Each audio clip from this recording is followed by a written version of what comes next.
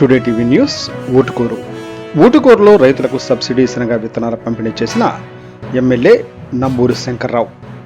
క్రోసూరు మండలం ఊటుకూరు గ్రామంలో మిచాంగ్ తుఫాను వల్ల నష్టపోయిన రైతులకు ఎమ్మెల్యే నంబూరి శంకర్రావు సబ్సిడీపై శనగ విత్తనాలు పంపిణీ చేశారు.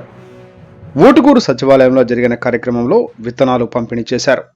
ఊటుకూరులో 76 మంది రైతులకు సంబంధించిన 250 ఎకరాల విస్తరణకు అవసరమైన శనగ విత్తనాలు పంపిణీ చేశారు. ప్రభుత్వం రైతులను ఆదుకునేందుకు 80% సబ్సిడీ ఇస్తుందని ఎమ్మెల్యే తెలిపారు. శనగ JG/11 రకం ఖరీదు 8,100 కాగా రాయితీ పోను రైతుల వాటా కేవలం 1,620 రూపాయలు ఉందని తెలిపారు. క్రోసూరు మండలంలో 100 క్వింటాల విత్తనాలు అందుబాటులో ఉంచినట్లు ఎమ్మెల్యే నంబూరి శంకర్రావు తెలిపారు. Today TV reporter K Harish.